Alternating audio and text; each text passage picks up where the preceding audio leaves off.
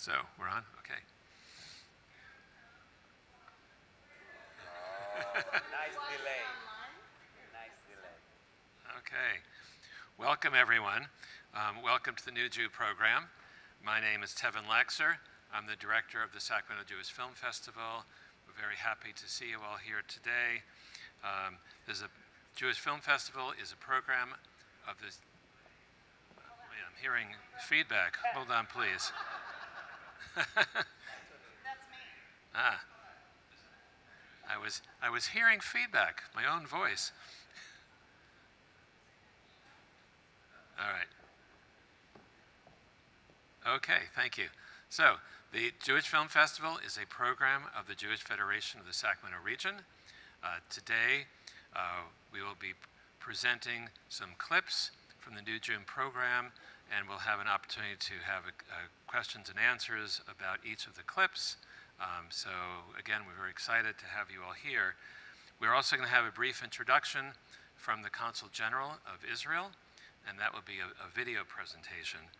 Following tonight's program, you're all invited to a dessert reception in the social hall.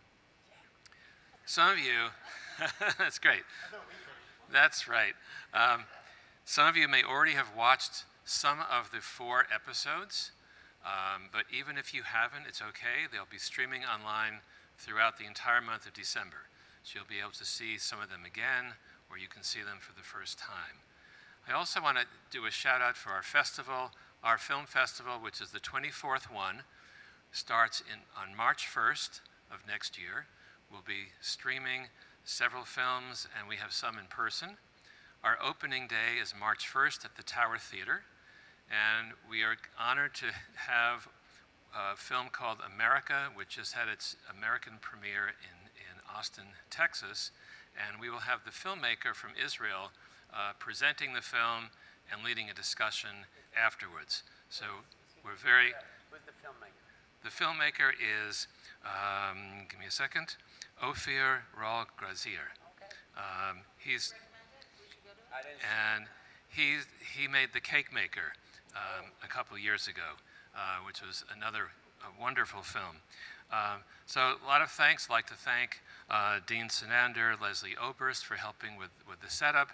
I'd like to thank Ryan Behrman for the technical support in the rear, the Film Festival Committee, especially our tech support team. I'd like to thank the Brotherhood, the Israel Committee, the Lifelong Learning Committee, all of you who helped support this program and our festival. Now I'd like to introduce Barry Broad. He is the incoming president of the Jewish Federation. Okay, thank you, Barry. Erev Tov, everybody. I'm Barry Broad. I'm doing my second stint as the president of the Jewish Federation, so I don't know if there's a famous movie called The Bad Penny, but that would be me. If there was, that would be my movie. Anyway, there's one thanks that Tevin didn't do, which is, it's not appropriate generally to thank yourself, but I think we all owe a great deal of thanks to Tevin, who is instrumental in turning our little town's film festival into an incredible cultural gem that is admired across the country. I mean, we really are lucky to have Tevin and his merry band of volunteers who really do a lot of work, so it's a wonderful thing. The Federation is honored to welcome Guri Alfi and Moshe Samuels. I understand that the Alfi is not a coincidence, and so No. that, which only shows that the Jewish world is a small place. The Alfi clan is taking care of each other. Yeah, right. Anyway, we're incredibly lucky to have the filmmakers here. I mean, I know that we're not New York or Boston or San Francisco, but we're every bit as good as they are, even if we're smaller. I mean, it's we're really lucky. So now we're going to have a welcome by the Israeli Consul General of the Pacific Northwest, Marco Sermonetta, which is a video welcome. And then after that, I believe it will be Rabbi Alfi's turn. All right, thank you. Good evening. My name is Marco Sermonetta, and I'm the Consul General of Israel to the Pacific Northwest. I'm delighted to be joining you all virtually tonight and to be introducing the new Jew. On behalf of the State of Israel, I want to thank the Jewish Federation of Sacramento, the Sacramento Jewish Film Festival, and Congregation Bnei Israel for their continued friendship and for showcasing Jewish and Israeli art and culture.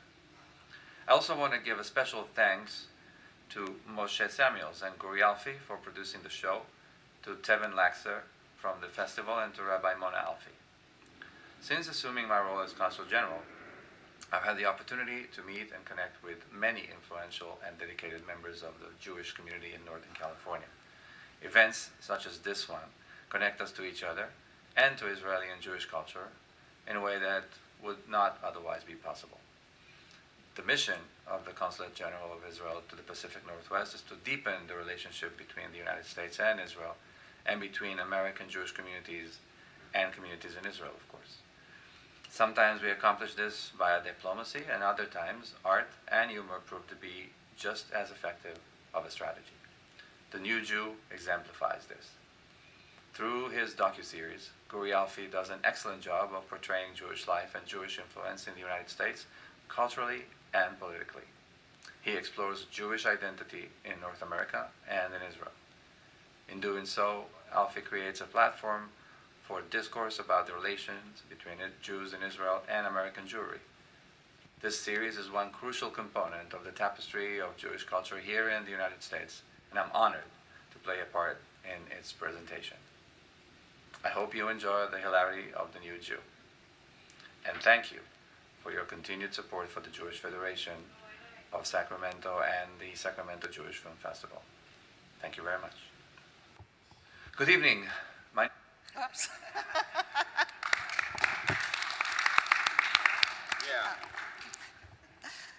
So I want to add my gratitude to have both of you here as well, and I want you to know I've been getting, my phone is blowing up with texts telling me that they're so sorry that they're watching you online and not here in Where are person. the cameras? Where are they?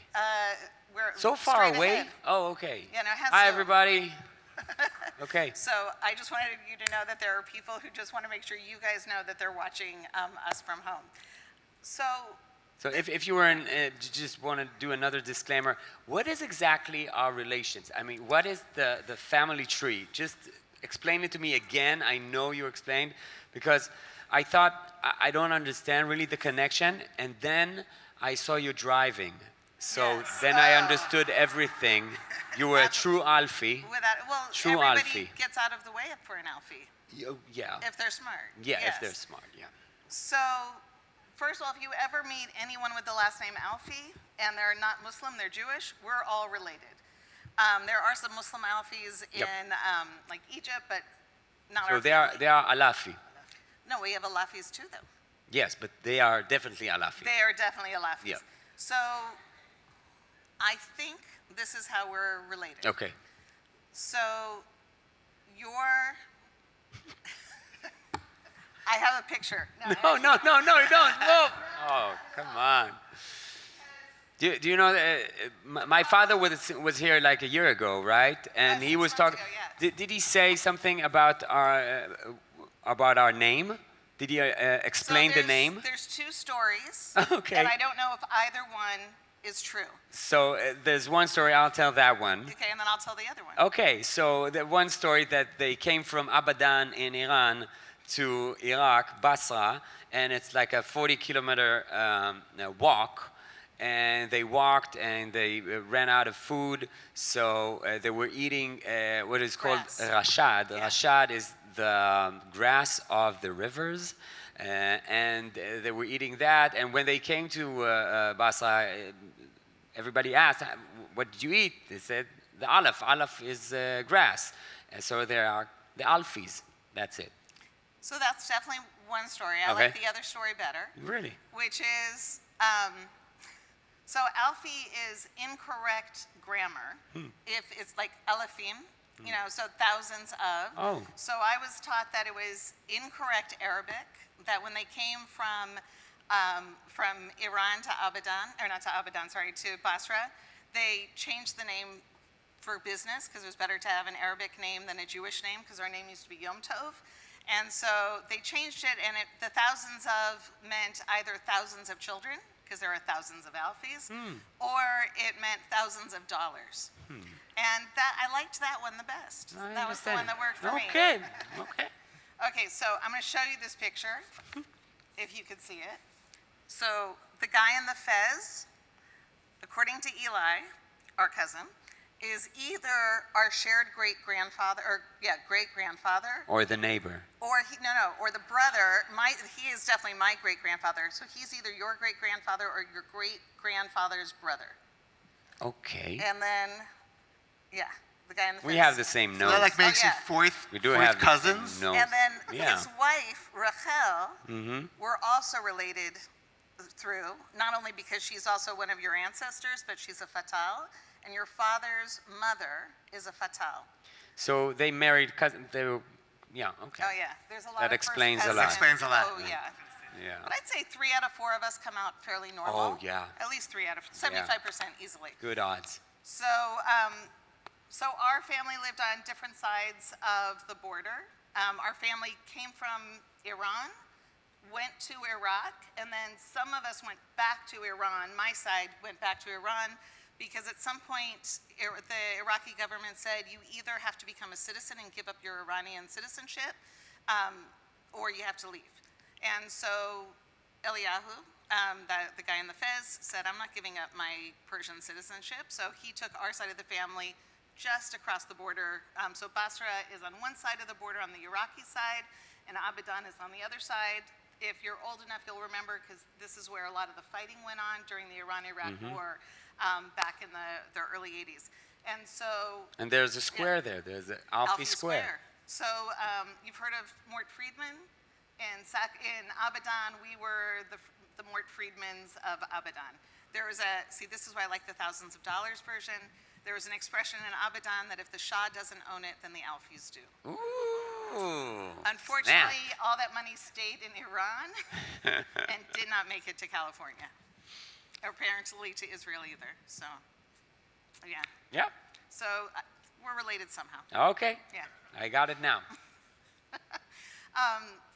So it's really a joy to have you here and to be able to present this. When it first came out in Israel, because what we're watching actually was produced for Israel, for Israelis, it wasn't made for us, but I think it's incredibly important for American Jews to watch in order to get a better understanding of the Israeli psyche. And I know for me it was very eye-opening. So when it came out, way before we could get it here, my email was blowing up and all my Israeli friends were like, have you seen this? Have you seen this? This is amazing. And somehow I got a bootleg copy. And it was really, sorry, I'm sure somebody paid for it. I'm sure it was all good. But it was really eye-opening to me. And I felt like, when I saw it, I felt like every Israeli needs to watch this series. And it worked like this two-sided mirror, that the American jury would understand themselves through that.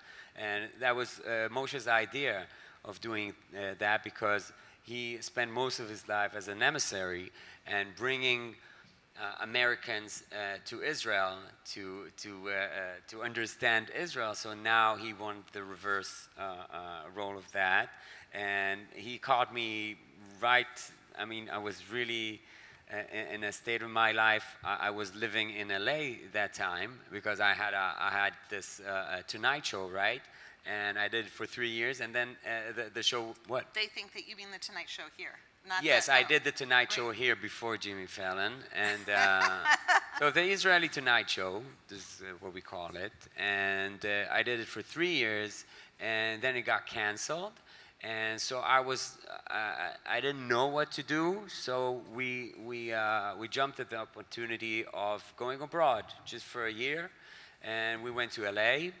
And just then, when I was in LA, I came to understand and to figure out my Jewish identity, because it happens to Israelis. Are there any Israelis here tonight? Oh, Don't be shy. yeah. Oh, Don't yeah. be Over there. proud. Over there. So, but you were born here or in Israel? In Israel, right? So, did you realize you were Jewish when you were Israelis? I know it's weird, right? But because it's an obvious, right? But just by coming here, you become automatically Jewish. I mean, and you have to practice your identity, and you have to understand it more, and you have to choose to be Jewish. And this is what happened to me when I was 42. So it was pretty late in my life realizing it. And then I met Moshe, and it was like, this is what we need to do. I really need to do this. I need to understand my roots, understand my perspective, and this is what we did. Wait, let me jump in. And I Sure. think that is something a lot of American Jews don't understand. Yeah. That at some point, We I switched actually- the ethos, yeah. right, and how old did you say you were, 46? I'm 46, yeah. So Guri's generation is that first generation that really shifted into a different type of identity. That's right. And so I'd say when you were probably in the army, or around that age, is when you started to see a huge cultural shift amongst Israelis, seeing themselves as Israeli before they saw themselves as Jewish. That's right. And seeing themselves as having, many of them actually seeing themselves as having more in common with, say, an Arab Israeli than an American Jew. That's right. Yeah. Yeah. We became Middle Eastern Right. and Israelis. This is our identity there. And once we go out of the Israeli territory, we understand and we connect back to our roots. And this is what happened to me, because the default of an Israeli is just being there, and everything around us, you know, we talk Hebrew, and everything around us is through the Hebrew calendar and everything. So I don't have to work at it. I don't have to choose. It's just all around me. It's what we do. But when we go abroad, we understand that we need this community. We need to keep this narrative alive. And if not, my children, my 4 daughters, will not know their heritage. Right. Yeah. You know, that's when we came up with the concept for this show. The goal is really to make sure that Israelis that, like Guri said, know very little about Jewish life outside of Israel and care very little about Jewish life outside of Israel, realize that there are other Jewish communities out there that are thriving and that kind of reinvented Judaism in different terms, in different ways than we experience in Israel. We as Israelis grow up with this notion, and it's ingrained in Zionism really, which we call the negation of the diaspora. There's no legitimacy, no authenticity, no future for Jewish life outside of Israel. Yeah, we grow up on that narrative. Yeah, ever had Israelis ask you, like it's the third question, why don't you do Aliyah? And that's such a rude question, because nobody will ask anybody in the world, why are you living here? Live there. What is this? In fairness, though, Yeah. I think Israelis are a little bit more meshugana than that, because the first time I lived in Israel when I was in college, one of my Iraqi uncles explained to me why I should live in Israel, and then he looked at my first cousin, who is a Sabra, and he started explaining to her, there's no life here, there's no future here, when are you going to move to New York? In any case, we're going to show first like a little clip just so you get a little taste of the series. How many of you did watch the series so far? Okay, great, wonderful. Oh, wow. Okay, we don't have to show any clips, just talk.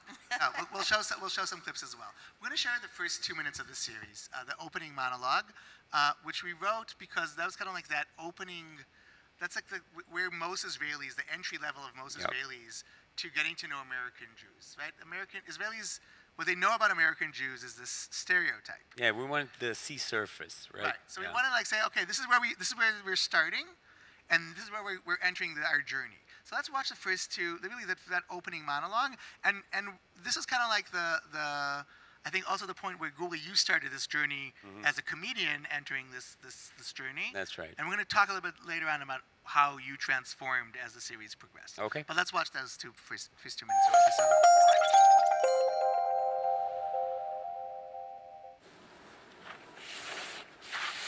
וואו, מה זה הקור הזה, אמא? יאללה. ויטלי, אתה יכול לנשוף עליי אוויר חם? וואי, אני מת. עליי. מעולה. יאללה, בוא נתחיל.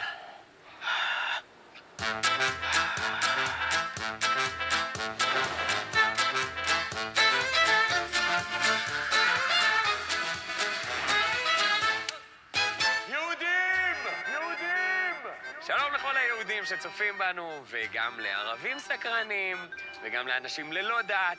חבר'ה, זה בתאגיד, הפרויקט הזה, זה חייב להיות רב-תרבותי ובנקבה. אדם על המזבח. בשנה האחרונה נדדתי בין קהילות יהדות ארצות הברית. ונחשפתי להמון גוונים של התפוצה הזאת. ולקורונה.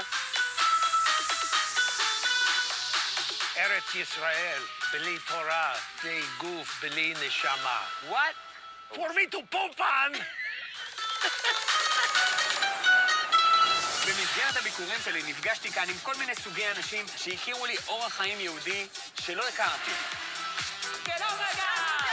ושברו לי כל מיני סטריאוטיפים שהיו לי על יהודי אמריקה. שמע ישראל, אדוני אלוהינו, אדוני אחד. אתם יודעים, סטריאוטיפים שכולנו חושבים עליהם, כמו רופאים, עורכי דין, אוברדרס בתפילות, אנשים שאומרים מצחיק את המילה ברור, אנשים ששמים ווייז לבית כנסת בשבת, בעלי אור פנים עם נטייה לאקנה, כמו מערב רעננה, האולטרס של צעדת ירושלים, מתחרמנים מצה"ל, מתים על חולצות ספורט בלי שרוולים, סבתות שנראות טוב, המתמודדת המצחיקה בריאליטי, מנצחי משחקי שתייה, לינה חינם בטיול בר מצווה, ושימי ריגר! שימי! אתה יודע, בטלוויזיה אתה נראה בהרבה יותר שרירי.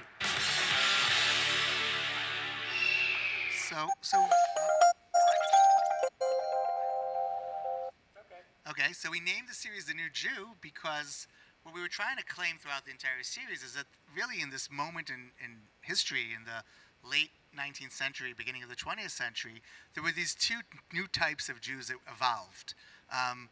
Those Jews who came to Israel and kind of self-proclaimed themselves to be new Jews, right? The Zionist movement kind of said, we're going to leave the Tuvia Jew, you know, in Anatevka and become something different, right? Become the secular Israeli, very connected, rooted to their land, and self-dependent. And at the same time, there were also Jews who came here. And even though they didn't self-proclaim themselves to be new Jews, something evolved here over the 20th century in such different terms, right? We grew in different ways. And nowadays, neither you nor us as Israelis are what our great-grandparents were when they got on that ship leaving Poland or Ukraine or Germany or Iraq, for that matter. Yeah, but the big difference was that 2.5 million came here. So they were a community just coming in. And they were strong as a community, and they saved their core. And in Israel, it was really a blend, right? So it became something else. Although what we did try showing throughout this series, and if you've seen more than one episode, then you know we're trying to show the diversity of Jewish life in America today, not kind of like breaking that stereotype that all Jews in America now are Ashkenazi, white, you know, that Woody Allen image that we think about. I'm going to show that a little bit later on as well. But Guri, I want to ask you, you know, coming on this journey, deciding that you want to do this series, you know, what was like your big realization about the difference between us? Well, it is the main difference is the choice. The fact that you have to choose to be Jewish, you have to choose to come here.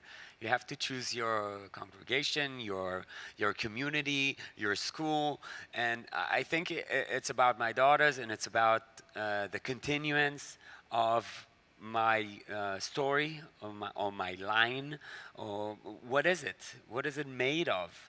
And this is what, you know, kept me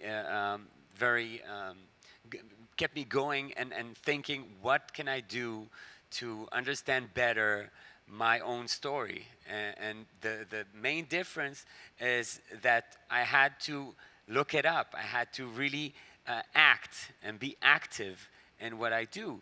I mean, I started out in LA, and we had no we had no community around us. We had nothing around us, and we ended up entertaining 60 people for a seder and doing stuff. And I remember myself calling my father and just asking him how to do the seder and how to do this and how to do the Shabbat and how to do everything, because now I need to do it myself. So that was the biggest change, yeah. And so one of the things that we're trying to encourage the Israeli population is to start making those proactive choices in their own Jewish lives, which is something that we don't usually think about. My Jewish life for us is the default. Because we're secular Jews, so we don't bother with that. But now, after we did this show, I have friends that, they did this reclaiming of their heritage, and people were talking to me like I know anything about it, and they were asking, where can I buy a siddur? Where can I buy? I said, what do you want from me? But it's something that happened to my generation, that they kind of lost touch of those roots, And I think that's because in Israel, it's not just that you weren't given a choice, but you're either Dati or you're Chiloni. You're given either an extreme interpretation of Judaism and told that that's legitimate Orthodox, Judaism. yeah. No, not even just Orthodox. Yeah. Orthodox is mainstream Judaism. Ultra Orthodox. Yeah. You're right. That is legitimate, and nothing else is. That's right. And I'm sure for like your father's family coming from Iraq, that wasn't Judaism as they knew it. That's right. Like, not in the least. I've had so many conversations with my Iraqi side of the family about this. Like, it drives me crazy that the ultra-Orthodox say certain things, this is the right way. Our family never danced with, husbands and wives with a handkerchief in between them. We never, yes, there was separation in the sanctuary, but the women had no problem yelling over the mechitza, telling the men what they should or should not be doing. And celebrations, like you didn't go to a wedding and there's a men's celebration and a woman's celebration. This is, from a Middle Eastern perspective, insane. Yes. And so, first of all, for half of Judaism, for half of Israelis, why would they even, why would your father want to go to one of those synagogues? It wouldn't recognize they actively discriminate against Mizrahi Jews. And so I think that it's not just that you weren't given a choice, there was a pushing away. Because I have found that so many Israelis, they want spirituality, they want meaning, they go to Nepal or to India because they're seeking an explanation of how to live a meaningful life. And they haven't been told that that's actually an option in And there's Judaism. another aspect, of course, that politics and religion intertwined into, there are parties, there are political parties that are religious, and it changed everything in Israel, and it became like a battle. Right, and Judaism only became about Shabbat and Kashrut. Yeah. And the rest of Judaism got tossed to the side. So let's watch a clip that kind of takes everything that you just mentioned now. Thank you for setting it up so nicely. But really, it kind of takes from our first episode, which we titled "In America, Every Jew is a Jew by Choice." That's the name of that episode, episode 1. And it really is that first realization, the number one realization that Israelis have when they come to North America, is suddenly they're kind of like, wow, I have to be proactive here and make Jewish choices, which in Israel I just never have to make. And we kind of wanted to start the journey there. So we're going to watch a segment which features one of the most amazing rabbis in America today, Rabbi Angela Buchdahl, a female Reform rabbi with an Asian descent.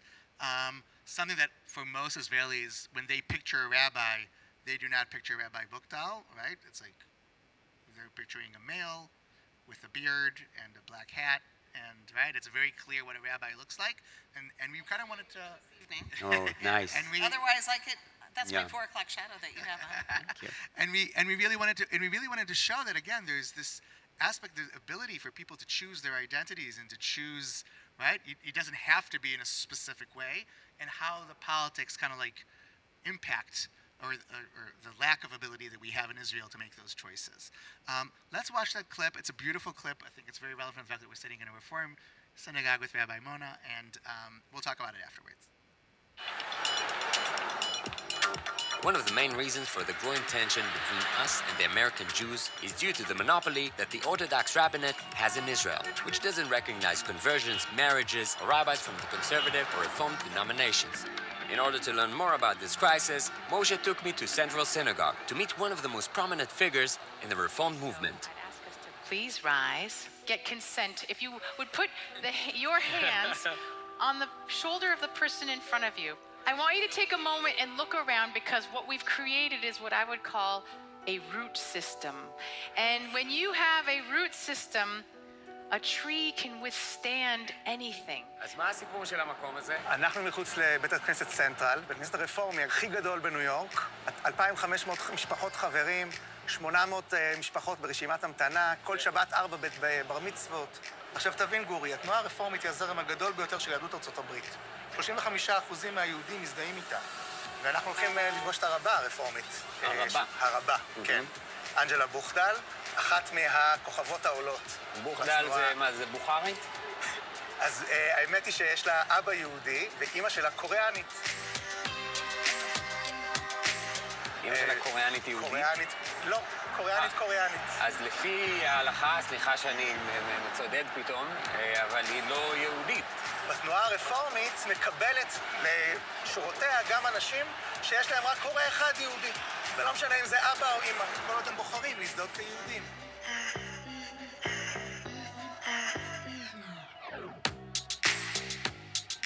As beautiful as you see.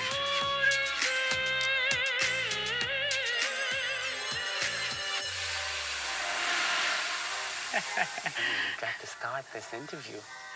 What's your motivation? Yeah, Why are you putting this together? Well, I guess I'm curious about the evolution of Judaism, and you portray it in a most delightful way, I guess. Well, I think that I wouldn't exist were it not for modern Reform American Judaism as a Jew. I'd exist as a human being. I was on a program called the Bronfman Youth Fellowship. I was How old were you? 16. 16. And they brought 25 of us from North America to Israel. It was my first trip to Israel. It was mind-blowing. On the one hand, I felt so deeply at home. On the other hand, I walked the streets, and in 1989, that summer, nobody had seen Asians. So all the kids said, Yaponit, Yaponit, when they saw me on the street. I was wearing a Magen David necklace. They say, what is that for? You're not really Jewish. That's sort of silly stuff from people on the outside. But there were people on my trip who were halachic Jews who said, you have a non-Jewish mother, so you're not actually a Jew. And that was like so destabilizing and deeply painful. It was a huge part of my identity already. And there was a part of me that at the beginning of that summer thought, I'm going to have a giur, I'm going to have to convert. But at the end of the summer, I said, I'm just as Jewish as they are. I'm never going to convert, but I'm going to become a rabbi. 5 years later, I finished my degree at Yale as a religious studies major. I decided I wanted to have a giur, Really? and then I applied to rabbinical school. Why? Giur in Hebrew, like a reaffirmation, a sense that you are always affirming the Jewish soul that you always had. That's the way we think of people who convert. That I could embrace, especially in America. Every Jew, in some ways, is a Jew by choice. You have to decide that you want to actively be Jewish in America. It's different than in Israel.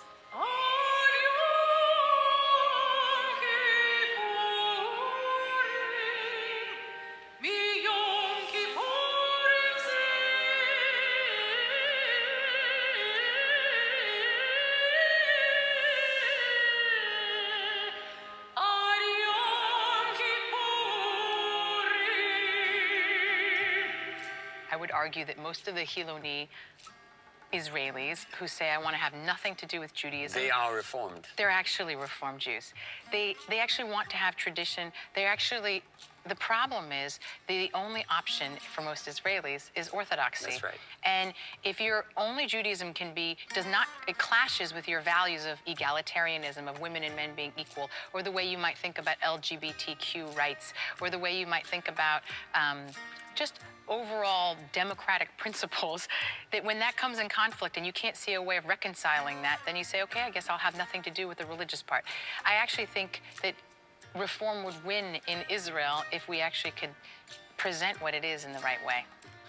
I'd now like to invite Rabbi Angela Bookdahl from Manhattan to lead us in blessings and candle lighting. Rabbi. Thank you. Thank you, Mr. President. I'm tremendously honored to be here with you and with Mrs. Obama. And so we do also always celebrate the miracle of the Maccabees and their tremendous victory over the tyrannical rulers as they searched for religious freedom. But I have to predict that they could not have imagined that in 2014 that there would be a female Asian American rabbi lighting the menorah at the White House for an African American president. So.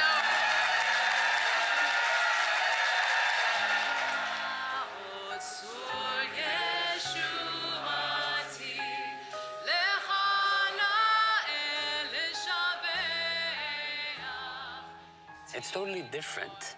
Everything is different. Right. And it's so different, it feels like those branches of Judaism have gone so far that you don't see the trunk, you don't see the tree anymore. So through my eyes as a Israeli. You know, back in the time of the temple, there were the Sadducees and the Pharisees and the Essenes. We've never just been like one way of being Jewish, right? And then you'll hear me quote Parshat Truma today and talk about what it is that we have to bring from the gifts of our heart to build a mikdash and a mishkan. And you'd say, we're still actually drawing from the same text. We're just interpreting it in different ways. And we haven't strayed so far that we're not still rooted to the same tree.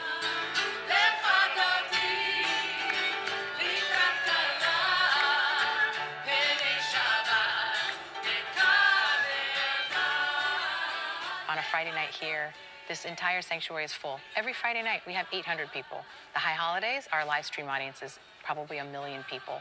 I'm leading a congregation here, the largest in New York, one of the largest in the world, and one of the wealthiest. Yes, that too. And I would say some of the most important members of the larger Jewish community, the head of AJC right now, the head of UJA, the head of JNF, they're all members of my community. I'm their rabbi, and yet when I go to Israel, these organizations that support Israel, their own rabbi is not recognized in Israel. And that's very strange for me and painful. Part of that political game.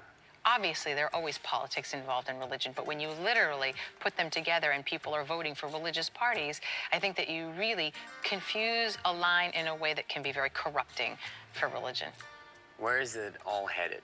You know, our history has taught us that we can have a diverse and spread out Jewish community. You know, in the time of Ezra and Nehemiah, we had a center in Babylon and we had a center in Israel. And they laughed at Israel. Right. They thought Israel was like, they were like, Amaretz. Yes, exactly. So this is Babylon? Well, I don't know. I think Israel's caught up. I think maybe 50 years ago this was Babylon. But thank God Israel is as strong of a center as it is. But I think that we can have two major poles of Jewish life. But there has to be some respect and some sense that we are actually still one people. I still deeply believe that we are. Do you still carry that pain as a 16-year-old coming to Israel? Yes, that's like a scar that I think I always feel. And there's like a little part of me that always feels that sense of, am I fully authentic as a Jew? Israel is essential to my Jewish soul and my being. It's part of the reason I'm a rabbi. It's part of the reason I am the Jew I am today. I've been to Israel probably 30 times. I think that when I go, I both feel deeply at home and deeply isolated and alienated. I could never be who I am here as a Jew in Israel. It's very sad for me.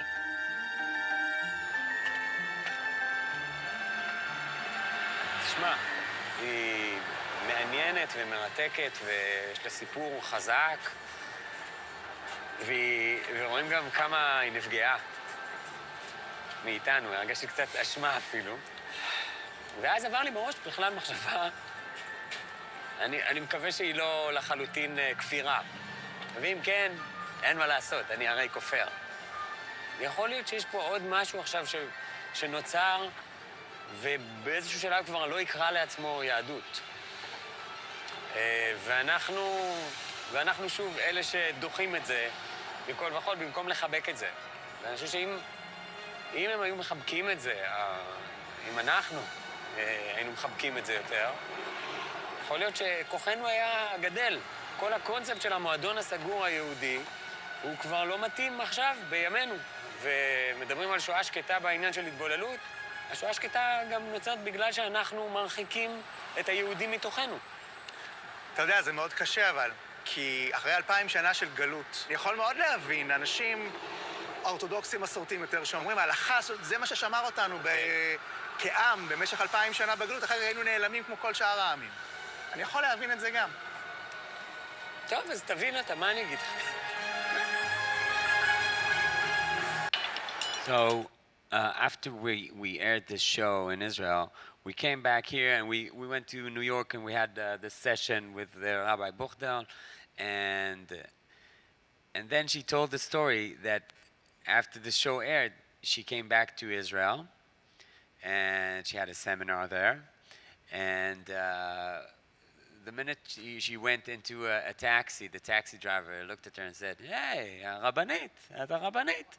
And she was amazed. And afterwards, she was in a car with two other rabbis, and there was like a motorcycle rider looking at her and saying, Rabbanit, Rabbanit. And the rabbis were, and she said, I went from being Yapanit to becoming Rabbanit. And it was so moving, so nice. And this is exactly what we wanted to happen. This is exactly what we want. And this segment is the second segment of the series. It's like minute 12 in the entire series.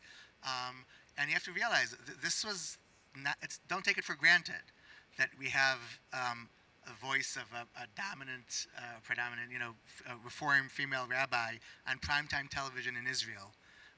That it's like a first. Okay, usually she wouldn't receive a voice necessarily on primetime. Usually it's an anecdote. Yes. And here we really let her tell her personal story, right, in a very heartwarming interview. And I think that it really struck a chord for so many Israelis. And that's probably the reason why they felt so close to her when the series, after the series aired. Another thing that I think it's really important for we try to convey to Israelis is that Rabbi Buchdal is the mainstream of American Jewry today, right? She's the leader of the largest Jewish congregation of the largest, stream or movement of Judaism in the largest Jewish community in the world, in New York City, right? She's mainstream. This isn't an anecdote. Rabbi Buchdal, even though she might not be the way Israelis perceive what a rabbi needs to look like, this is the leader of contemporary Jewish life in America today. I don't know if you remember the kidnapping that took place in the synagogue in Texas just a few months ago. The kidnapper wanted to talk to the chief rabbi of the United States, other that exists, but the rabbi that he asked to talk to was Rabbi Buchdal, and she was on the phone with him twice throughout this entire piece. She is the representation of Jewish life in America today. Did he watch the series? I don't think. Yes, I don't think. yes, yes. You want to. In any case, and that's something we also wanted to convey to Israelis is like this isn't like just like a fringe type story. This is mainstream Judaism in America today, and that I think was very meaningful for someone who's really like, wow, we didn't think about that. I'm curious though, and we're going to kind of segment into our second part of this conversation, and that is, you two come from the same lineage, same family, ended up on two sides of the ocean, and have such different perceptions of Jewish identity and what Judaism looks like. And I'm curious, like, how do you explain this? Where does this come from? And I'm curious also, like, Mona, maybe I'll address it to you. What do you think of your Israeli counterparts?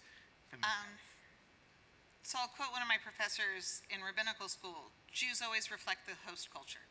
And so American Judaism very much reflects the changes made in American Christianity. That we change, we evolve, we're part of movements and philosophical communities, whereas one of the things I learned as a kid is there are no movements in Middle Eastern Judaism. You're Jewish. You don't think about why you build a sukkah. You build a sukkah because this time of year Jews build a sukkah. And so Masorti Judaism, not Masorti meaning the conservative movement, but just traditional Israeli Judaism makes sense to me, because when I was growing up, that was really what my Middle Eastern family did here. They didn't think they were religious. Because I mean, it's a country with its folklore. Right. It's not like you're in another country and you're a minority and you're celebrating your customs, but hush hush. right. Yeah. And it's, you do it, you don't think about it, this is just what we do. So I understood it, but I also, because I'm half Ashkenazi, I also thought it was sad. Because I like arguing about Judaism. I like thinking about why I do something and not taking it for granted. And I like that in America, and especially, that's part of the reason I wanted to come to Sacramento, and I didn't want to live in San Francisco, New York, or LA. I didn't want to be where people take their Judaism for granted. I actually think that while we're smaller, Jewish life in smaller Jewish communities are more vibrant, more interesting, more committed. They're actual communities. This is an actual chavruta. Yeah. It's a tikkun, it's a chavruta. You're going deep into the text or into the Right. culture.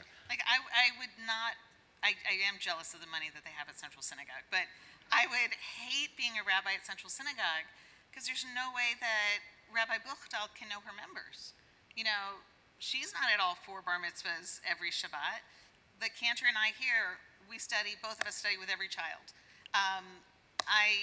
Last Friday, I did a baby naming for a family, and the parents of the babies, I did their wedding. I did the husband's bar mitzvah. I did his confirmation. I've been part of their lives. And I met a mohelet. Yeah. So you can do the whole circle. you've seen me drive. Yes, and right. I I'm don't think sorry. that's Yeah. a safe Yeah, option. yeah, Yeah. you're right. I might cut corners, and that might be a problem. Cut corners. Okay. Yeah. Now, let's talk about the Iranian part of you. So Persian Jews in the United States, they didn't receive, they weren't received very well by Ashkenazi Jews. No, and they didn't want to be received by Ashkenazi Is Jews. it true? Yeah, I think that They didn't react to it? I think it's both. I think that Iranian Jews, look, our family is from primarily Basra and Abadan, which are the Sacramento of, That's right. of those areas. Well, more Seattle. Okay, I like Seattle, Yeah. that works. But I mean, it wasn't Tehran, it wasn't Baghdad, which That's right. those are really like LA and New York. So most of the Jews or Iranian Jews in LA are from Tehran. And there is a certain feeling of, this is our community, we are thousands of years old, we come from this grand culture. Yes. Why would Persians we- are a bit stuck up. Yeah, I mean, there's yeah. things that I can't It's- say because we're on YouTube. Oh, but I'm sorry. I'll share stories Sorry. later. I'm sorry. Eli, my uncle. I'm sorry, everybody. I'm just saying. You come out like, even the language is like, Yeah. it's like, we don't care. Right. And so I do think that there was a degree of that. And I do think there was a lot of prejudice against Persian Jews. So when I was in rabbinical school and studying in LA, I was a student rabbi at Temple Manuel of Beverly Hills, and there's a lot of Jews, Persian Jews in Beverly Hills. For some reason, my 9th grade class, we were meeting in a hallway, and this boy, one of my favorite students, he leans in, and he starts talking to me about all the Persian Jews. And like all these Persian Jews who've moved into Beverly Hills just, because they want the free public schools that are so good and this and that. And I'm thinking, first of all, you're an idiot, because that's why everybody moves into Beverly Hills, because they want all the good free stuff that's there. And I said to him, why are you whispering? And he goes, because there's Persian Jews everywhere, and I don't want them to hear me. And I looked at, he whispered, and I said, why are you whispering? And he said, because there's all these Persian Jews here, and I don't want them to hear what I'm saying. And so I looked at him and I said, I'm a Persian Jew.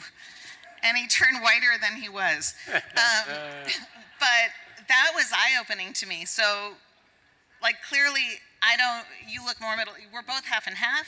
Yeah. You look much more Middle Eastern than I do. Thank you. I've actually always felt very inferior looking more Persian. So I actually didn't experience a lot of the prejudice. My 2 brothers, one looks very Iraqi, one looks very Persian, because the Iraqis are skinnier, the Persians are a little more ample. It's the amount of hair. You actually have more hair than most of. I didn't talk about the head. You have. Your branch of Alfis are the only ones I've ever seen who have hair past the age of 20. That's right. It's very impressive. Yeah. But my brother's got a lot of prejudice directed towards them being Persian Jews. So let's see a clip now about the Persian Jews, and it's the chapter about Jews of color.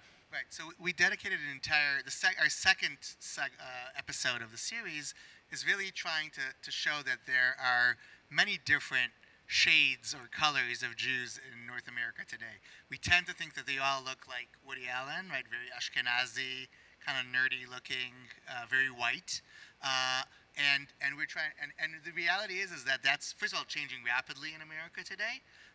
In younger generations, more and more people are people of color because of many reasons. And the fact that even in older generations, there are Jews who come from different places. This is an immigrant country, and there's Jews who come from other places, and we kind of wanted to give a voice to those populations as well. We also really wanted to kind of give Israelis a taste of what does it mean to be an immigrant, because for most of us Israelis, yes, we all are we're an immigrant society in Israel as well, but we're immigrants into what we claim as our homeland, and right, we're all Jews, and it's kind of very easy to be an immigrant supposedly in Israel. When here we're talking about immigrants who are a minority and are trying to find that balance between holding on to their old traditions and their heritage and integrating into a society that's so fundamentally different in the American society. And if we could, we would take everyone back to to the late 19th century and show, the Lower East Side and immigrants then, but we don't have that ability. But there is a population nowadays in North America of immigrants that are first generation and second generation immigrants, and the generational tension between those who came to the United States and are trying to hold on to the tradition, and the younger generation, many of them already born here, that are saying, wait a minute, we're American. We're Americans, yeah. Right? So we're going to be seeing a half of the segment about the Persian Jewish community in Beverly Hills. It kind of shows all the things that we just talked about now, and maybe we'll unpack it later. Let's play the clip. My friends, how does that sound? That sounds great.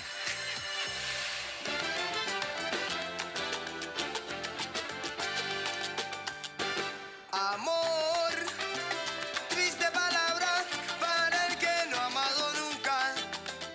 Raros deseos de vivir una eterna realidad, de hacer creer en ti la fuerza de vivir. ¿Qué está pasando?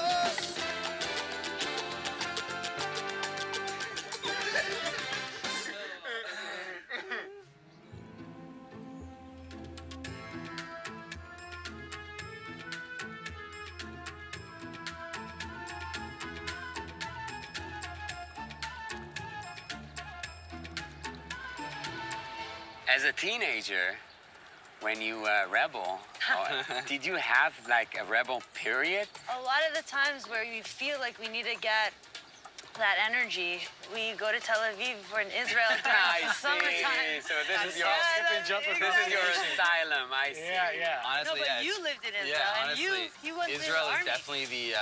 It's for some reason when Persians go to Israel, they all of a sudden feel like, okay, I can relax. Is it easier to be Jewish Persian male? Yeah, Oh, especially God, yeah. especially if you're the firstborn. So I'm the firstborn. So you get away with everything? We even have a name for it. Yes, we do. Dudul Tala. Literally means Dudul Tala. What does it mean, It literally means golden penis. Yes. Little Dudul Tala. So, Yes. yeah. Because every little boy is given permission to essentially pursue whatever it is they dream. And for women, it's stay in your place. This is your clothing. This is your bedtime. This is your, it's a completely different set of standards for a daughter versus a son. We must be educated. We must go to college. We must learn. We must do all of these things. And the problem for us becomes kind of okay, so now I am a well-educated woman, but my mom will be like, well, why aren't you dating? And that's just not something that is needed. Appreciated as much as much here as, I have a husband. So I'm going to meet with his family and have dinner with them, Shabbat dinner. And I want to ask you, do and don't? You're going to want to take something with you. You don't want to walk in empty-handed. You want to walk in with something. They're going to act like they are upset that you brought it. I can't believe that you brought cookies. Where did you get these from? You even brought Persian dates? You did not have to do that. The girl that I'm meeting, she's unwed. So, is there a chance that I get in this dinner and I come out married? Yeah, 100%. Should I take the ring off and she would just... No, it's best that you keep the ring on so she doesn't get any ideas. Okay.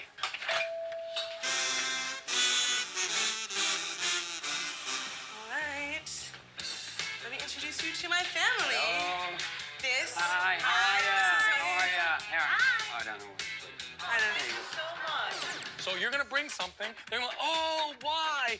Why did you do? Oh, you should never. We have everything. Oh no. But if you didn't bring it, they'd be like, oh, what? He's trash. This guy's trash. Look at him. He didn't know he's supposed to bring something. You didn't have to do it, but I'm glad you did it. I know with my family, everybody says you don't have to, but you have to. You raise a great child. Yeah, tell them. Yeah. It's good to reinforce. So, well-mannered. Reinforce. Yes. Oh, nice smile. Nice smile. So we talked about this generation gap or lack of a gap. How did you feel coming over here to America? How was it like for you? Well, when I came here, I was a teenager. How old were you? Almost 18. I was all alone. Except I had my brother there, but I was a little kid. I was a teenager. And you never came back? Never been out of the country. Out of Iran. Wow. Out of Iran. Out of Iran. Straight flight to Louisville, Kentucky. Yeah. It's actually, I'm sure, one of the most difficult parts of their lives. And they may or may not even know it. I don't think they do. I think their trauma is so big that they're so focused on keeping us okay, giving us what they couldn't have, giving us what they couldn't have because of the revolution. Right. Yeah. There's a stereotype in Israel about Persians. Oh, no way. You know what it is? I would love to hear this. That they are cheap. Hold on. Let me understand something. Jews look at Persians and think Persians are cheap? Yeah, they're right. This is a thing, they're right. How do you think they're so rich? They don't just spend, they save. They save. Yeah. But yeah, Persian, you know what it is? It also comes from this tradition of possibly losing everything. You have to remember a lot of Persian Jews lost everything in the Iranian Revolution of 1979. They had to flee, and they left sometimes with nothing. And everything that they have earned here, they literally had to earn and re-earn from nothing, only using their hearts. Yeah. That honestly, they were also cheap when they were in Iran, but now there's a reason. Now there's a reason. I lived in Iran until I was 14, 15. But 1977, we left Iran. We went to New York first because all our family were living in New York. So you didn't even think about going to Israel at that time because you had family in New York. You didn't have this split decision. We do still have family in Israel, but we knew the language, so it was easier to move here. We had a lot more family here in the United States. Also, your dad really loved America and its idea. And the idea of land of opportunity. And he always wanted the best for his kids. With every immigrant population that's like ejected from one place, let's say for religious beliefs like our parents, you come to the newfound place and what you want to do is recreate as much of the universe as you had in the new reality. So they came from Tehran and Shiraz and Hamadan, and now they're in LA, what we affectionately call Tehrangeles. And they're like, we want to have everything we had. As much as we can preserve, we're going to try and preserve. We're going to want our kids to marry other Persians. We're going to want our grandchildren to speak Farsi and to keep Shabbat. And so it's this piece of preservation that I don't think is necessarily unique to us as Iranians. But certainly we all speak from the perspective of growing up as first-generation Americans. And like, I can honestly say at a younger age, sometimes I was like, this is too much. Like, let me play video games, like breathe it out. And then later in life, I would look around me at Shabbat and say like, this is beautiful. What is your business here in the U.S.? I do own restaurants, Burger King, fast food restaurants. That's great. You still feel like an immigrant? Yes, we are immigrants. We are. Although we are American citizens, but we are immigrants. I've been an American We were born and citizen raised in for- Iran. What do you remember and miss about Iran? Iran is my motherland.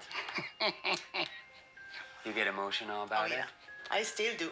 You know, I never thought that I would never go back to Iran. I think Israel did it really well. Like, right, the film Salah Shabati, right, is like all about that sort of mentality, right? Like, it's like this Mizrahi family that came to Israel, and like all the rules are totally different and upside down. Well, You know, now so it's- this film is right? so not politically correct. Right. But you know, it brings.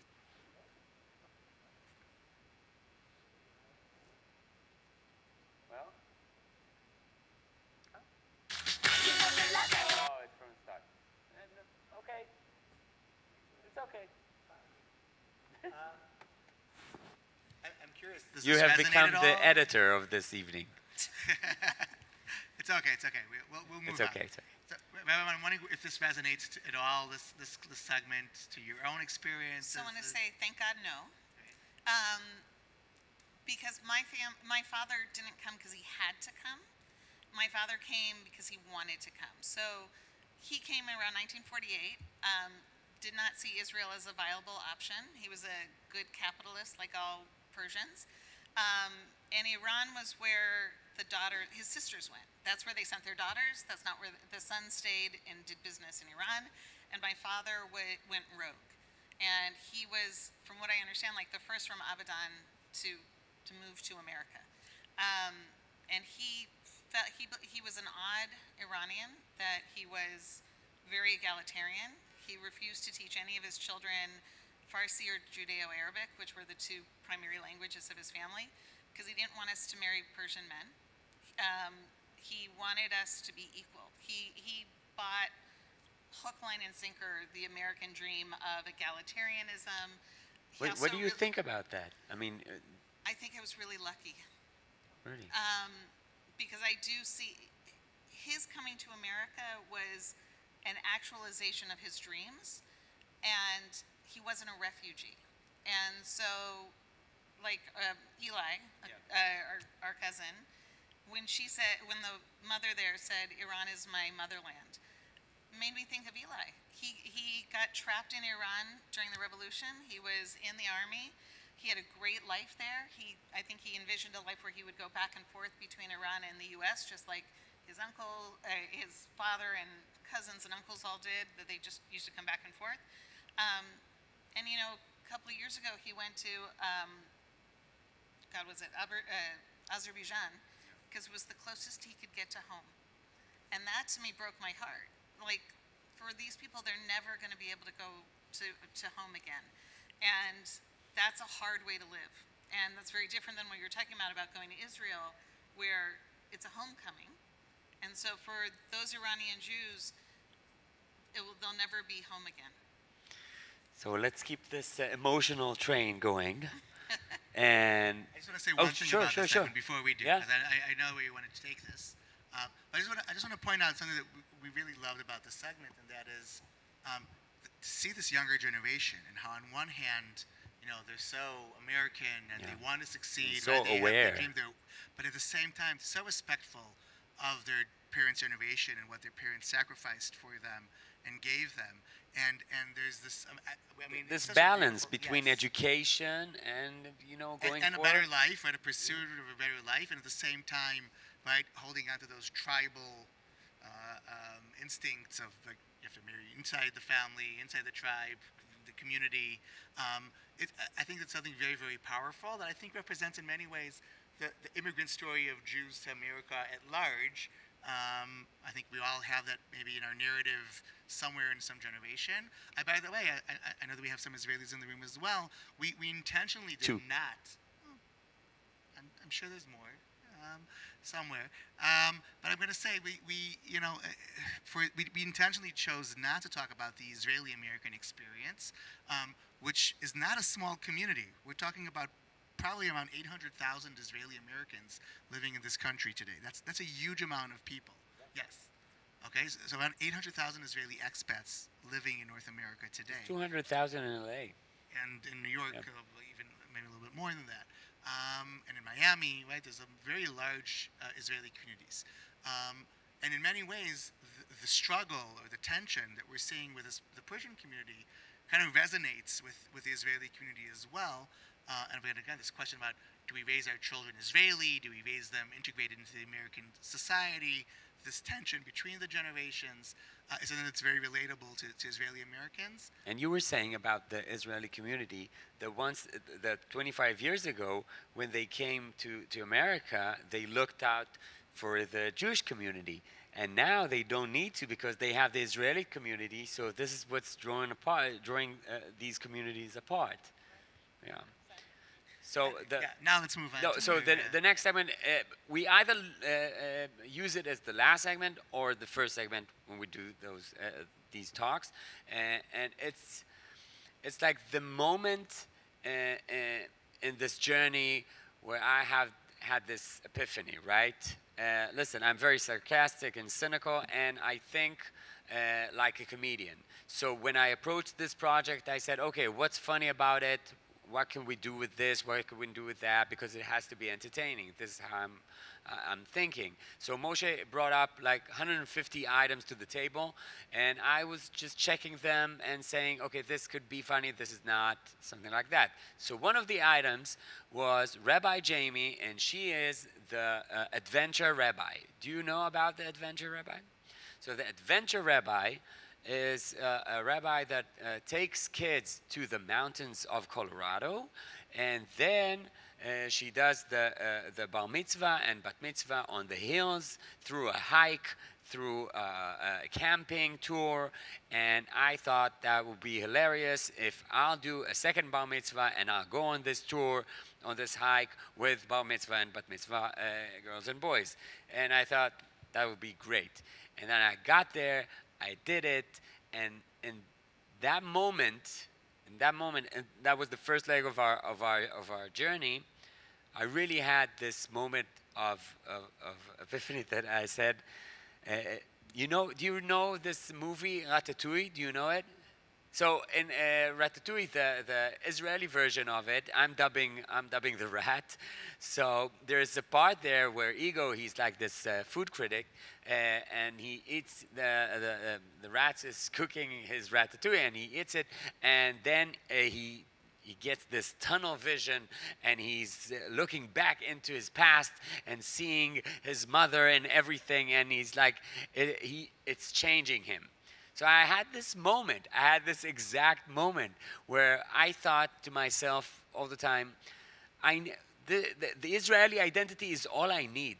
This is all I need. But then I had this thought that when I was there on the mountains with all the other bar mitzvah and bat mitzvah girls and boys, I thought, Judaism is so vast. It's like it goes back thousands of years. I have roots back there. I have a narrative so powerful I can tap into that I didn't do it until now. Why didn't I do it? Why is it so narrow? And I didn't even understand that. And this is what happened in that segment. Do you want to see it, or do you want to add to it? No, let's watch. Okay. I'm just going to say that we're not watching the entire segment because it's Long. very long. Yeah. We're watching the second half of this part of Yep. the segment. It appears in our third episode, which focuses on the future. What does the future of Jewish life look like? Okay? And this is like the closing part, like minutes of this. Guri! What? So, did you have a bar mitzvah? I did have a bar mitzvah. And I would like to know, how was your bar mitzvah? Was it like the best experience of your life? Not exactly. I was glad it was over. You're glad it was over. You checked the box. Yes, I checked the box. My voice cracked. Oy. Yeah, All right, it was Guri, terrible. I would like to give you the opportunity to redo this experience. Wow. Shouldn't Okay. we be facing east for Jerusalem? Well, here's the thing, because the world's round. Yeah. So whichever way we face, we eventually face Jerusalem, and that's prettier. So, all right, awesome. Okay, I got my yarmulke Great. on. All right, you got your yarmulke. And we need a couple more things here. ברוך אתה אדוני אלוהינו מלך העולם אשר קידשנו במצוותיו וציוונו להתעטף בציצית. Amen. All right, sir, here's a yad. You're going to Have a take the yad. yad. Hine ma tovu manayim, shevet אחים גם יחד, הנה מה טוב ומה נעים, שבת אחים גם יחד, הנה מה טוב ומה נעים, שבת אחים גם יחד. יעמוד! גור, דוב, אלפי, אהרון, בן יוסף וסוזן. הבר מצווה! You say the blessings, please. Which one? Which one? ברכו את אדוני המבורך. Never did that before. Blessing. Never. ברוך אדוני המבורך לעולם ועד. Baruch atah Adonai. We better help him. Yeah. Baruch atah Adonai, Eloheinu melech haolam, ברוך אתה אדוני אלוהינו מלך העולם, אשר בחר בנו מכל העמים, ונתן לנו את תורתו. Baruch atah אדוני Noten נותן התורה. Yofi! All right, I have scrolled the Torah to your bar mitzvah portion. Oh my God! ויקרא אל משה, וידבר אדוני אליו, ואמרת אליהם אדם, כי יקריב מכם קורבן לאדוני מן הבהמה, מן הבקר, מן הצאן, תקריבו את קורבנכם, ויזרקו את הדם על המזבח סביב, אשר פתח אוהל מועד, והפשיט את העולה, והקטיר הכהן את הכל, המזבח, ועלה אשר חיזו לאדוני, ואם מן הצאן, תרבו מן הגלמים, או מן העזים העולה, על יד המזבח צפונה, הוא אשר לאדוני. Yasher Koach! Woo! I got the Sophia, get over, guys! Mazel tov, mazel tov, shimmy tov, shimmy tov, mazel tov,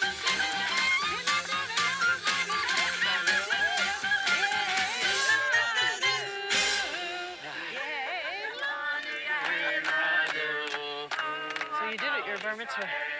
That was exciting. It's a little different that time? No, really. I mean, with all the, I tend to be cynical and sarcastic, and look at everything funny, but it was really moving.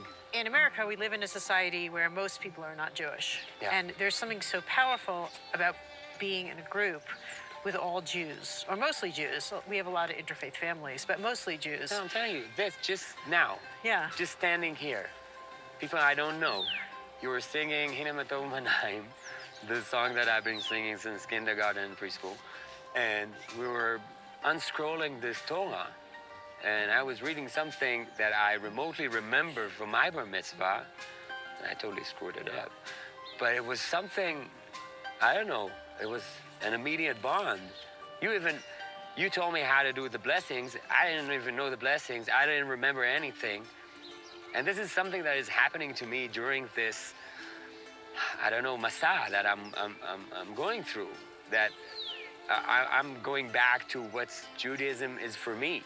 Beautiful. Because I'm always talking as an Israeli and talking to the Jewish American that is weird to me, all of it. And the thing is that it's doing something to me. It's turning me like inside out. If you have to sum it up just to one sentence, what is it? What is this being this good Jew? I would say in America today, the most important thing for Jewish people to be is to like being Jewish. Because anti-Semitism is on the rise in a big way in our country. And if people like being Jewish, they'll fight it. Where do you think it's going? I mean, Judaism as a whole. I think liberal Judaism could disappear. There's less pressure from the outside to be Jewish. So we have to create the reason to be Jewish from the inside. I work with kids now, they don't even know what the word Shabbat means. Never even heard it. And I don't understand this, but for some reason, bar and bat mitzvah is still compelling. So I have people that call me, their kids turn 12, and they're like, he has to have a bar mitzvah. They've never done anything Jewish. And so I could say, well, you have to come to Hebrew school for 3 years, but I'll lose them. So I say, great, you give me a year. I can teach you so much in a year. And I just take that 1 year, and I get the kids and the family so jazzed about Judaism, and then they don't want to let it go anymore. Good for you, and good for us. So Rabbi Jamie believes that what will guarantee Jewish continuity in the U.S. is for future generations to like their Judaism. Some will spend thousands of dollars a year to give their children the best private Jewish education. And some need a charismatic personality to make Judaism accessible and relevant so they wouldn't want to leave it. It might mean they have to convert American culture around them in order to create a sense of belonging and camaraderie with other Jews. Pizza. And sometimes it calls for combining our ancient traditions with other cultures which affect our lives and upgrade our Judaism. There's no doubt Rabbi Inkber, Rabbi Jamie, and Principal Beanie, as well as the frat boys I've met, love their Jewish identities very much. And during my short encounters with them, they made me fall in love with my own Jewish identity all over again. And here's Yossi. Yeah, that's my bar mitzvah. אז בני, אתה המנהל של הבית ספר כבר. סליחה. אוקיי, חשבתי שזה. אנחנו רגילים לחשוב שכל היהודים And yeah. So, this is the time for you to ask questions if you have them. Wait, I have a question first. Sure. Leslie, can you do me a favor? I left something that we need for this on the end of my couch. It's 2 small packages. If you could grab that, I'm so sorry. I forgot to go in there. Trust me, we'll need it. What is it? You'll have to wait and see. Yes. What are Mizrahi is Sephardi? Well, not exactly. Not exactly. So, to be technical about it, Mizrahi are Jews from the Middle East. Sephardi are Jews from Spain. Well, Sephardi came from Spain, what was Andalusia, and when Jews were, turned, how do you say, Girush Sfarad? So when they were kicked out of Spain. Yes, just kicked out, this is what they say? Expelled. I don't know. So it was 1490? 1492. Yes. Yeah. Okay. See, if you Come were raised, if you on. had gone to Sunday school in the diaspora, you would have learned this. I know that. Discovering of America and this at the same time, we know it. So most of them are still Sephardi. They call themselves Sephardi. So if you are Middle Eastern, then you are part of the latest generations. If you're Sephardi, you can be from Egypt, you could be from Iraq or Turkey, but you're a Sephardi. Amsterdam. Yeah. So this is, I think the title Mizrahi came as something derogatory by Ashkenazis, I think.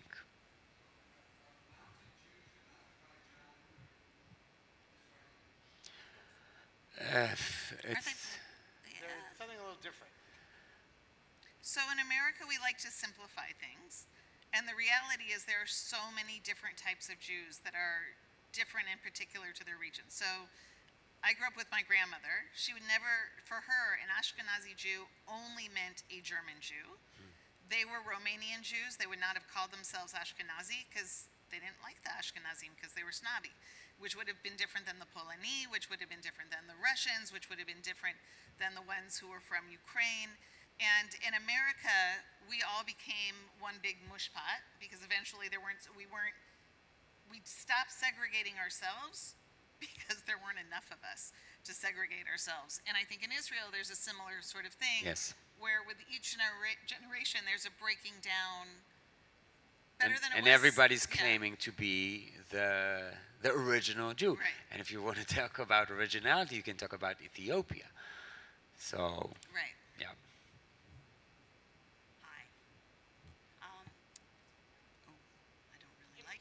I don't It's really okay. like talking. Oh, to the yeah. mic. Okay. Better? Yeah. So I guess my question is really about your takeaway.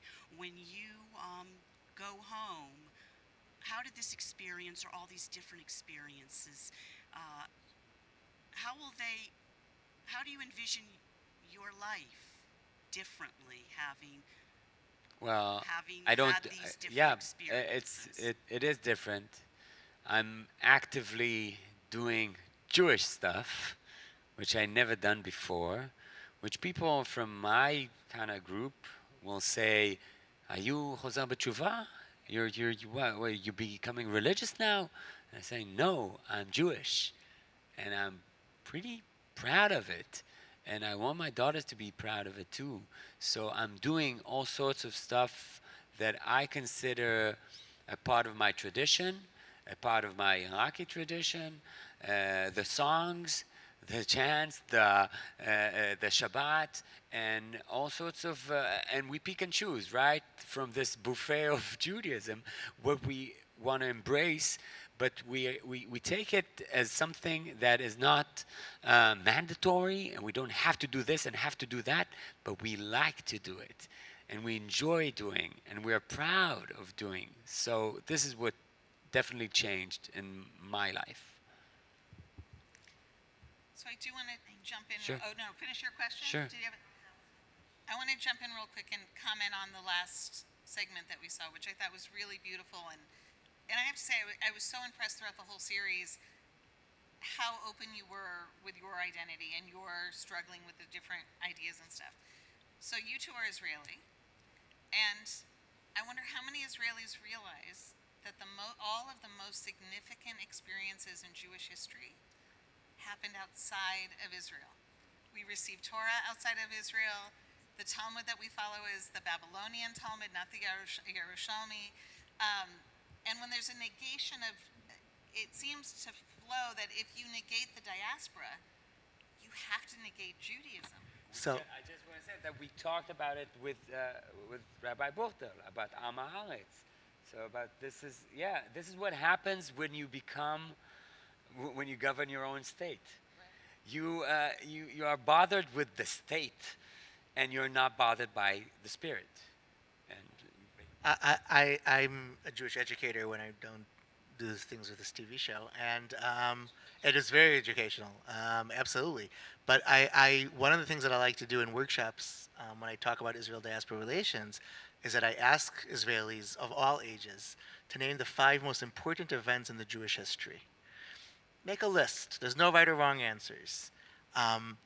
And it's very common if the group has people who would be considered religious in Israel, that means mostly Orthodox, then they would usually include in their list events that are like, the Exodus from Egypt, the receiving of the Torah, maybe the exiles from, Babylon exile or whatnot, the destruction of the temple or whatnot.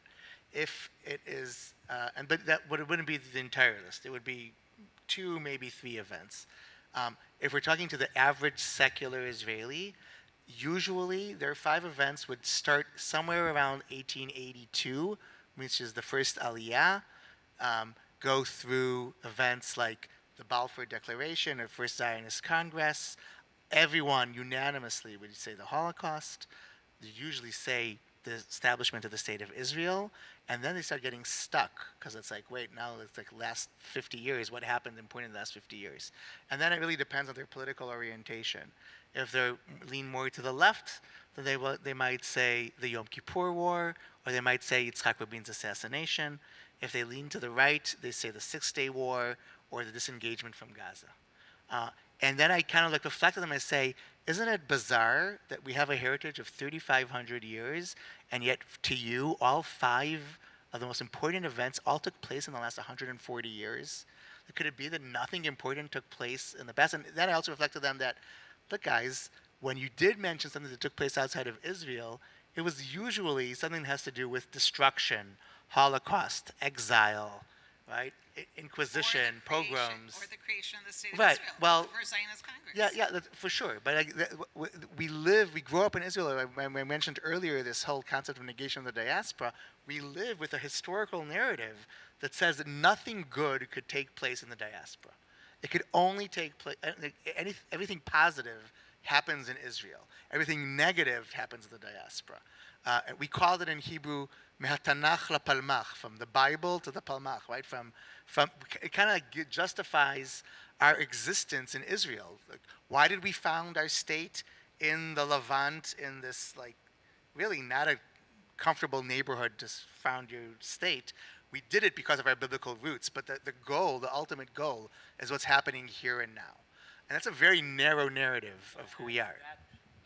In my view of that, so the Exodus, right, going out of Egypt, having to walk 40 years, I think that made us a people, right? So I think the main thing about becoming a people is going through a journey. And if you want to be spiritual about it, talk about me personal or you personal, it's what kind of journey you're doing with your religion, with your spirituality. You have to be in some kind of a movement. And I think Judaism is much about that, because we had to go from place to place. And this journey, we need to be in this motion. We need this motion. And I think what's happening in the United States is you're still in the motion. And in Israel, we stopped. And this is what happened. And there's a songwriter called Shlomi Shaban, which I love. And he wrote a song, and he's my age, right? And he wrote a song called Knan. And the last phrase, a couple of phrases in the song is, you translate, okay? So, אני רק יהודי נודד. I'm just a wandering Jew. נולדתי כדי להיפרד. מקדמת דנה ועד לשנה הבאה בירושלים הבנויה. And this is, it hit me, this is so us. This is it. This is what we were born to do. We were born to be in this cycle of movement. And I can really relate to that. Thank you. You can use it, you know. When you were speaking, I was thinking this is very much the theme of what your father spoke about. Of course. It's the sacred storytelling. It's the sacred journey. And when somebody loses their story, that's right, they lose part of themselves. I'm a huge fan of like all the ancestry TV shows, and every time somebody discovers their story, you see them, they start to cry. Yes. Because they weren't whole without that story, and I feel that way towards Israelis, that so many people lost their story. Yeah, I think this is the meaning, for me, this is the meaning of godnessness, or it's the community, and it's the narrative, it's the story. That's it. Yeah. Oh, wow. Got them, Mike. I'm curious about the reaction of the series in Israel. I mean, how would you characterize it? Very bad reactions. Amazing reactions. We didn't expect that kind of reaction because it was in public television. It's not. It really was bad. No. It was amazing. It was. I think we expected low-key reactions to it. You know, this and that. Everybody reacted to it. Everybody, every newspaper, every columnist, every site, and people on the street and people everywhere. It really touched. It really resonated. Because it was entertaining, they got in to be entertained, and then they stayed to be educated. So I think this is something that we never thought we will achieve with this project. And from the critics until, you know, just every sponsors and everywhere, and we're going to do another season. So I think that says a lot. And yeah, that's a really success story. And I think I think we needed to do that. It needed to be aired.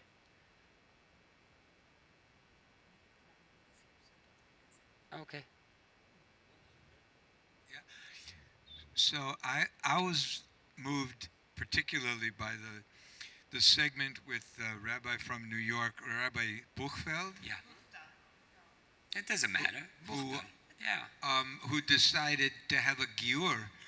Even though, according to the Reform tradition, and talking about Reform and tradition in the same sentence is a difficult thing sometimes, and also that you had a new bar mitzvah, you renewed your covenant, And I had a bar mitzvah at age 45 with a group of people who also were in middle-aged people who had, for various reasons, not been given the opportunity when they were adolescents. And I'm thinking that it's something that a lot of adult Jews should do. They should have a giur or a bar bat mitzvah as an adult once they figure out what kind of Jew they really want to be. Because who knows when you're 13?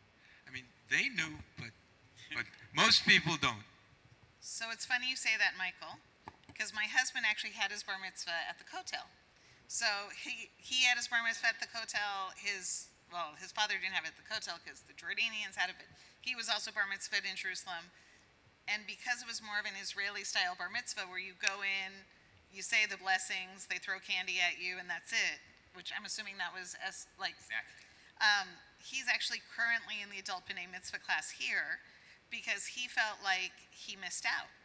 And he wants to have that moment like that you had where there's that deep sense of connecting with the generations that came before you. It's like very privileged to do another one. Yes, only the best people. Only the best. Yes, that's true. So, can you hear me? Yeah.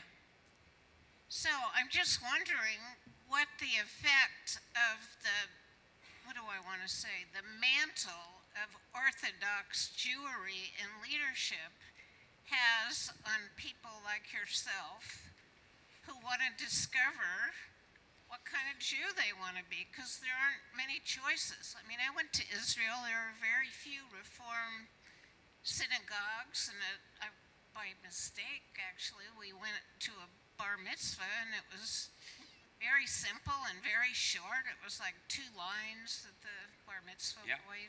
So you have two systems. Either I'm good. You have two systems. Either it's top down or bottom up, right? So when you're a minority here, it's bottom up because nobody from the top wants you to be that way. And now in Israel, it's top down. This is how it's done. This is the kashrut, this is the rabbanut. This is how you do it. This is that. You need to do this certificate. If you want to get married, you don't have to do this. It's top down. We need to form a new system that is bottom up. Just today, Moshe told me that when he had this garden, how do you call it, with the dogs? The dog park, the dog run. Yeah, he had a dog park, right? And he started bringing stuff for Shabbat for the dog park, and everybody ate a challah, and he did I did kiddush at the dog run. And I thought, this is it. This is the bottom-up system.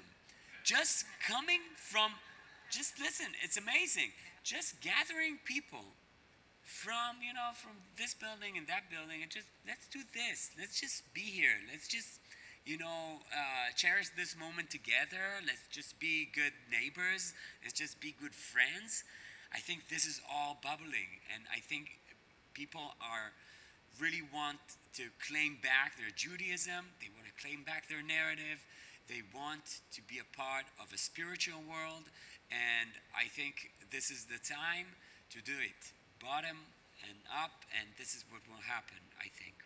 And that's exactly what the Reform movement in Israel is doing. Whether it's not Shabbat in the dog park, but Shabbat on the beach, or Shabbat in the town square. That's right. And just. But once it's the Reformed coming from the United States and doing it there, it's still top down. No, well, when we did that, it didn't work. I know. And then we took a step back. I know. And we really started creating a much more organic. It has to be organic. Yeah. And I'll build on that comment just because I want to add something. It's really important for you to realize we did not try to preach to Israelis that they need to become American Jews or that they need to become Reform or Conservative or Reconstructionist Jews. Okay? I'm not sure that the Judaism, I'll say more stronger than that. I'm very positive that the Judaism that evolved here in America is not relevant for many, many Israelis. Right. We are in the Middle East. We come from very different countries. We face a very different reality. And to try thinking that we could export Judaism from America into Israel and for it to become mainstream Judaism, I think that's naive at best. Okay, so I think we have to be realistic about the future of Jewish life in Israel. It's never going to look like what's going on here. We are not the 51st state of the United States. It's just not going to be that way. Okay, but we could see Jewish renewal in Israel. We could see something that's more authentic for Israelis that isn't necessarily rigid and and top bottom like Guri was talking about. It isn't necessarily the chief rabbinate of Israel. There's so many creative people and like you said, so many people who are curious and want to tap into their Judaism. Let's provide them with new opportunities to form their own type of Judaism, which might look still very different from what we have here, but at least we'll have a commonality because we chose our Judaism. We could. So, on your travels through America, What a handsome kid. Yeah, I have to say, I Yeah. totally agree.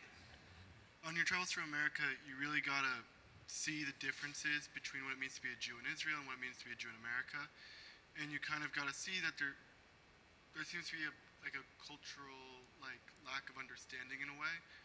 I've had many conversations with Israeli friends, and there just seems to be more just trying to understand each other. There's not common understanding, find a common understanding. And you say different journeys. It feels like Israeli Jews and American Jews seem to be on different journeys. How do you think what do you think the way is to reunite the Jewish people into being on one collective journey rather than all these? It's a great question. I'm working at it, but I think I'm going back to my father, the storyteller, and I'm saying if everybody will tell their story and everybody will listen, then there'll be a connection. Right now, you are telling your story to your congregation, and we are telling our story to our congregation, and we're not telling it to each other.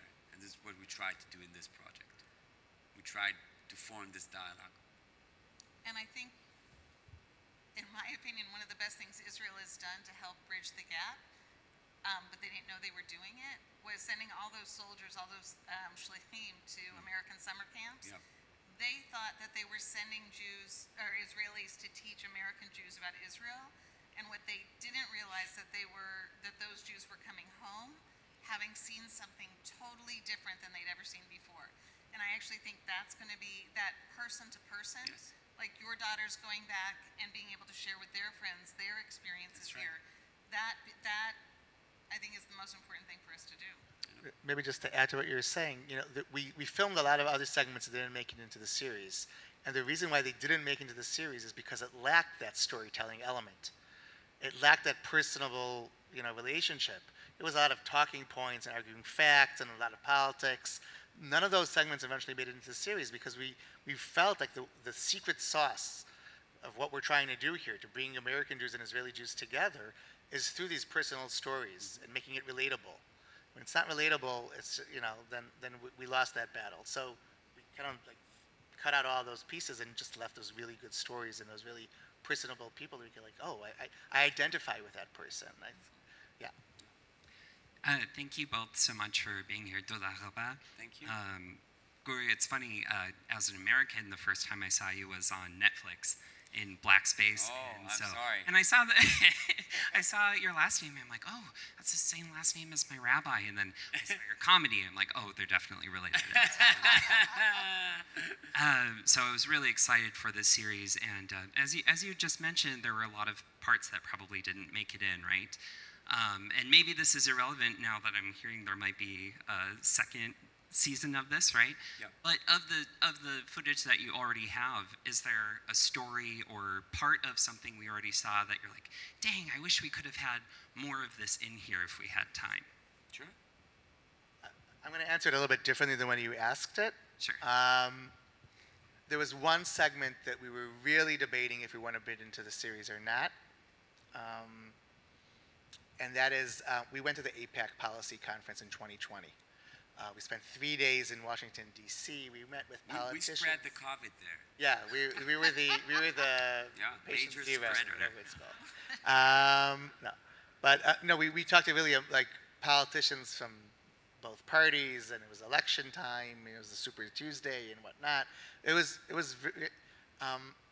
there was one segment that we felt like it's important that Israelis hear this voice on one hand, And at the same time, we were really debating if this is the right voice to bring. And that was, we interviewed a few students who were demonstrating at APAC against the policy conference, they identify with a group named If Not Now, which is a very progressive, liberal, left-wing group of young Jews, very critical of Israel. And we felt like, there's a lot of conversation about where the future of this relationship is going, and the fact that this younger generation, your age potentially, is more distance from Israel, because Israel is heading in a very different direction. Unfortunately, the last elections kind of solidified that, right? Which is more right-wing, less liberal in many ways. And so on one hand, we really wanted to bring that voice in. We felt like it's important that Israelis hear it. At the same time, we realized that if we put that in the series, it hijacks the conversation and takes it to a very, very different place, where Israelis would find it so not relatable. It's like, how dare you judge our reality without even experiencing it? There was an amazing moment in that interview where Guri asks the 3 students that we were interviewing if they've ever been to Israel, and they haven't, right?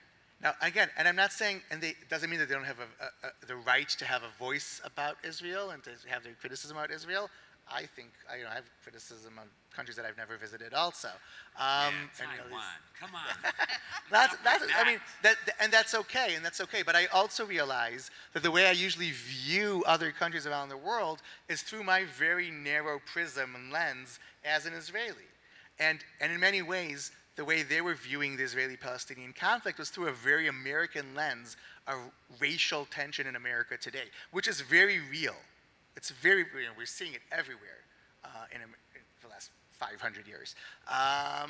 Okay, so we kind of felt like that's going to go over the Israeli, like they won't understand that context necessarily. They won't have the patience, and we really felt like we want to build bridges and not tear people apart. Like, this is the first date for so many Israelis with American Jewry, and you don't talk politics on a first date. We didn't do it as journalists. Right. It's the difference between doing this project as journalists as doing it as storytellers. Yeah? Maybe we'll take a last question, because I'm conscious of the time. Yeah, it's Sacramento. You have to be closed by 8, no? No. We now do 10 o'clock. We'll take a last. We do 10 o'clock? Yeah, big city. We'll do last question, and then we'll close. I have the honor of perhaps asking the last question. I found the series immensely entertaining, and it feels really intimate in the way you reveal yourself, in your own talking about yourself, and the way you evoke histories from people when you're interviewing them. I didn't think about this when I was listening to it, but afterwards I was thinking, what percentage of that dialogue is scripted? It seems like it's all improvisational theater. Is it all improvised? Well, first of all, thank you very much. And as a comedian, I think the best approach is to be very prepared and then improvise. And this is what we did. We were very prepared for what we're gonna do, what you want to approach. I was very prepared about all sorts of segments that I'm going to do. But then when I was there, I had to be really in the moment and just to be, and not to try and get it scripted and get it done this way or that way that we planned. We were very, very fluid in our approach. Even we had 2 legs of journey. So the first leg ended up with doing this, the bar mitzvah. And when we came back, we sat at the table in Ezra and we said, okay, change of plan. We're not doing this, we're not doing that, we're going only to the personal, only to what's going, because it changed. I think when a project is good, okay, it has a life of its own, and it leads us to making decisions. It's not when you have to do when you have to make the decisions for the project, it's probably not that good. But when the project is amazing, it just goes. It tells you what to do. So this is what we've done. Thank you. This has been 2 hours, guys. You guys are like. Thank you very much. How do you do that? So before we conclude and go into the social hall for, what? Yeah, but people, that's a hard word. And I'm impressed you've been thinking about, I'm assuming you've been thinking about that for the last 2 hours. Yeah. There's a teaching in Judaism that says that when the Beit HaMikdash, the Holy Temple, was destroyed, sparks of light and holiness spread throughout the world, and each of those sparks settled in all of the Jewish homes everywhere. And as you know, a home is called a Mikdash Mayat, a little house, whereas the Beit HaMikdash is the big holy house. And that each of our homes is a holy and sacred place. So from our home to yours, when you go back to Israel, these are mezuzot that were made especially for our congregation when we celebrated our 170th anniversary. So when you're back home in Israel? So we are building a new house. Ooh. I took my mezuzah from our last house, and I still have it in my bag. I'm carrying it with me all around. So now I have this mezuzah, and this is great. Thank you very much. Thank you so much for coming. Thank you, guys. Thank you. Is it an actual scroll inside? No, I think it's a paper scroll. I think it's a paper scroll. Thank you very much. In the social hall for a reception. Thank you all for coming. Much cheaper than you find here. Oh, you have the class, so you need it.